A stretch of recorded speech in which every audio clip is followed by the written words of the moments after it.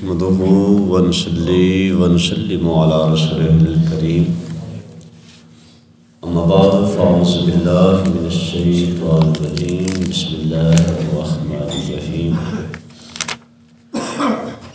احباب ذی وقار، بزرگوں، دوستوں، عزیز ساتھیوں، آج کا ہمارا موضوع ہے مکروہات نماز۔ ان چیزوں کا ذکر ہے جو نماز میں مکروہ ہیں۔ جو کام نماز میں مکروہ ہیں وہ کون سے ہیں؟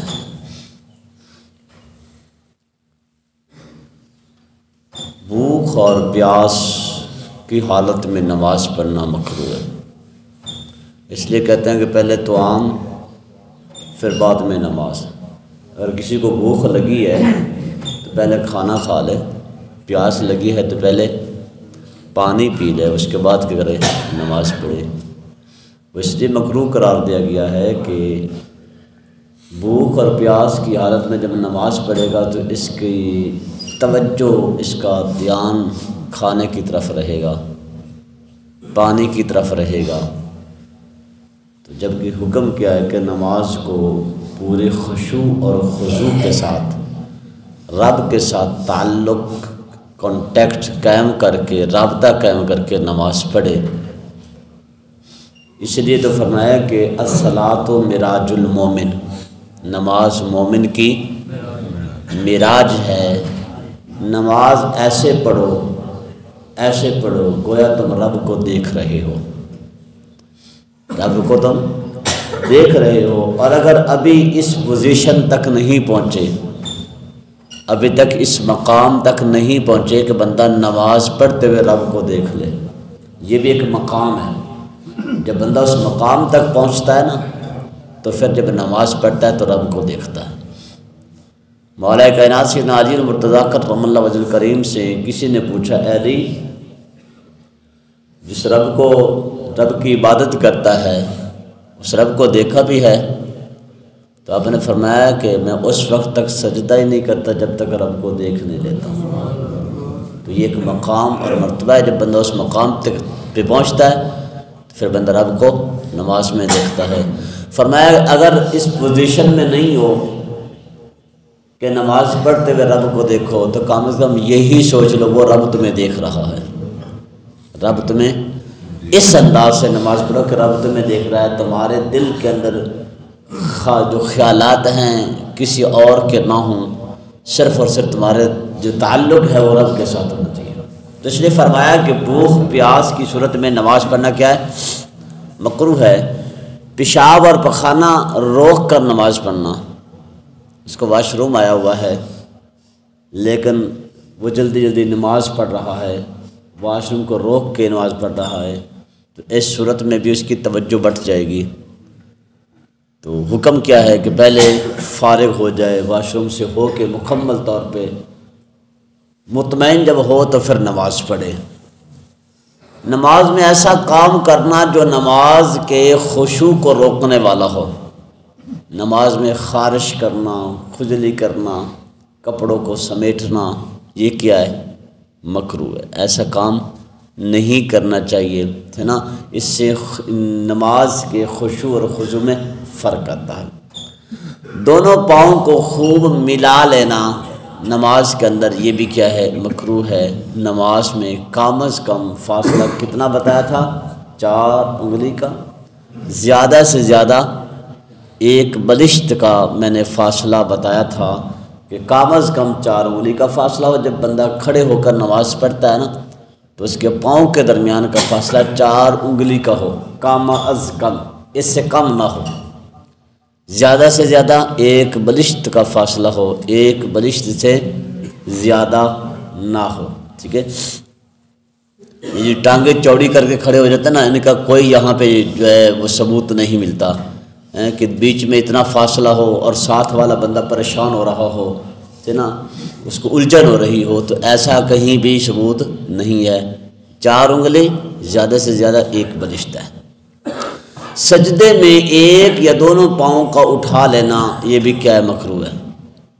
سجدے میں ایک یا دونوں پاؤں کا اٹھا لینا بھی حکم کیا تھا؟ سجدے میں دونوں پاؤں کی 10 انگلیوں کا لگانا زمین پہ سنت ہے۔ 10 انگلیوں کا لگانا کیا ہے؟ سنت ہے۔ ایک پاؤں اس نے اٹھا لیا مکروہ، اور بعد نے تو اس کو مکروہ تحریمی تک بھی لکھا ہے۔ مکروہ کی 2 قسمیں نا، مکروہ تنزیہ اور تحریمی، بعد نے تو تحریمی تک بھی لکھ دیا ہے۔ اچھا، کہتے ہیں کہ سجدے میں دونوں پاؤں کے صرف سرے پر بیٹھنا، جب سجدے سے اٹھتا ہے نا، سجدے سے اٹھتا ہے تو حکم کیا ہے؟ ایک پاؤں کھڑا کر دے، دوسرا پاؤں بچھا دے، دایاں کھڑا کر کے بایاں بچھا کے اس کے اوپر بیٹھ جائے۔ لیکن اگر وہ دونوں پاؤں کو کھڑا ہی رکھتا ہے، دونوں پاؤں کو کھڑا رکھ کے انگلیوں کو ایسے جما کے رکھتا ہے تو ویسے ہی بیٹھ جاتا ہے، تو ایسا بھی بیٹھنا مکروہ ہے۔ جو طریقہ ہے ویسے بیٹھے۔ اچھا، کہتے کہ دوران نماز ہاتھ کپڑے کے نیچے اور آستین کے اندر رکھنا۔ آستین یہ ہے نا، ان کو آگے نکال کے تو پاؤں اپنا ہاتھ پیچھے لے گیا اور ان کو نا باہر نکال دی، نماز پڑھ رہا ہے، تو ایسا بھی کرنا کیا ہے؟ مکروہ ہے۔ تو نا ایسا تو کسی کو کرتے دیکھا نہیں ہے، لیکن ایسا کرنا بھی نہیں چاہیے۔ اچھا، سجدے میں کپڑے کو آگے سے سمیٹنا۔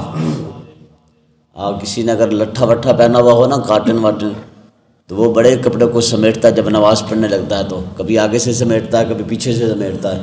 حکم کیا جب نماز پڑھنے کے لیے آ گیا ہے تو پھر لٹھے وٹھے کا خیال نہ کر، خیال میرے رب کا کر، ٹھیک ہے نا؟ تو کپڑوں کو آگے پیچھے سے سمیٹنا کیا ہو جائے گا؟ مکروہ ہے، ٹھیک ہے نا؟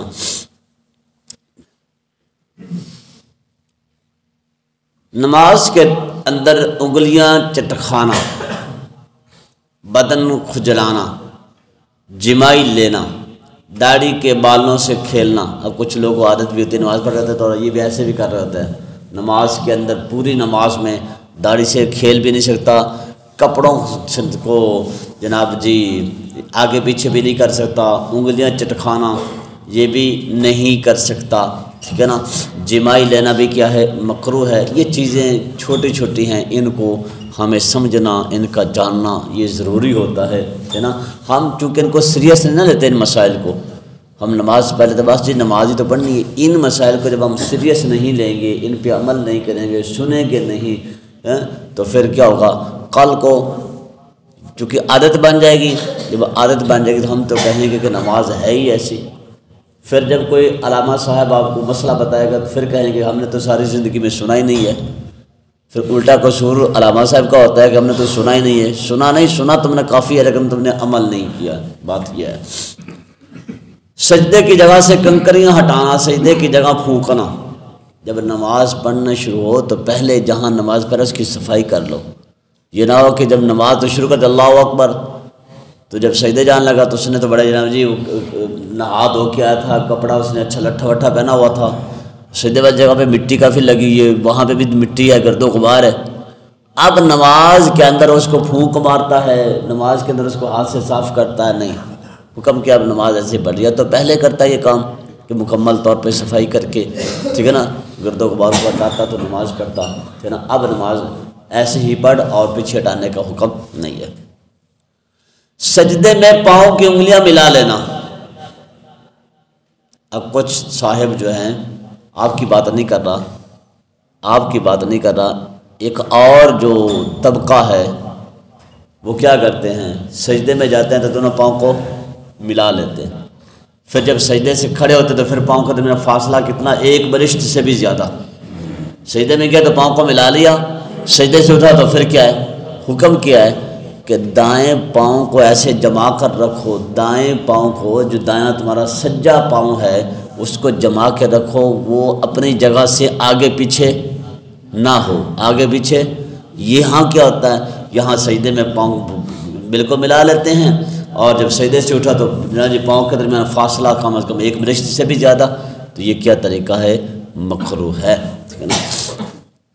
الغرض آنکھ، ہاتھ، سب اعضائے ادب کے ساتھ نماز کی صفت پر رہیں تاکہ نماز مکمل ہو اور آخرت کی زاد راہ کے بندہ لائق ہو جائے۔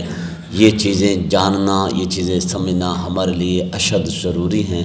اللہ رب العالمین کے دربار میں میری دعا ہے اللہ پاک ہمیں نماز صحیح معنوں کے اندر پڑھنے کی توفیق عطا فرمائے۔